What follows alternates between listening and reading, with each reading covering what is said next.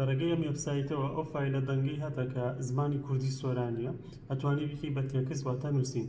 کاتێک تۆ فایلێکی دەنگت هەیە بە نمونە 30 چرکەیە دەقەیەکە یا دەقە و نیوەکە سەڵتێکە نامەیەکی دەنگیە ئەتوانین لە ڕێگەی وێبسایتەوە بکەی بە نووسین تێکست واتە ئەو نووسینەی کە لە دەنگەکەی ئاوتراوە ئەم وێبسایتە ئەداتێ کە پشتگیری لە کوردی سۆرانیەکە لە ئێستا تا ڕاتەیەک ئەو تێکستی ئەداتێ لە دەنگەکەەوە زۆر باشە ئەکرێ بڵین لە 180 یا لە 190 ئەو نووسینی ئەماناتی ڕاستە ئەمەش کاراسانی زۆرمان بۆکە کەواتە لەگەڵم با بەبزانین وێبسایتە چۆن کارەکات.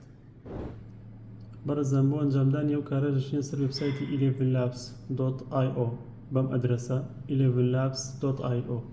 دواتر ئەم ڕووکارەتان بۆ کاتەوە ئێمە بەشی سپیچ تو تێکست هەڵەبژێرین دووەمدانە واتە قسە بکەین بە نووسین.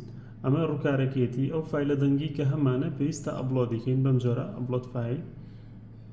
من ئێستا فایلە دەنگەکەم هێنا ڕاستەوخۆ خۆی جەنەرەیتەکە بە بزانین ترانسکریبەکە چیمان بۆ دەرەچێت سە لەگەڵمان نابن وەکو بینین ئەمە دەنگەکەی ئەوەش نووسینەکەیەتی بەراوردی دەنگەکە بکەن زۆر باشە لە یادەوەریەکانی منداڵیت بێتەوە یاد کاویژ نێڵزە کەممان هەیە فلیم کارتۆنی نێڵزمان نەبینی بێت. چیرۆکی ڕاستەقینەی نێڵز چییە؟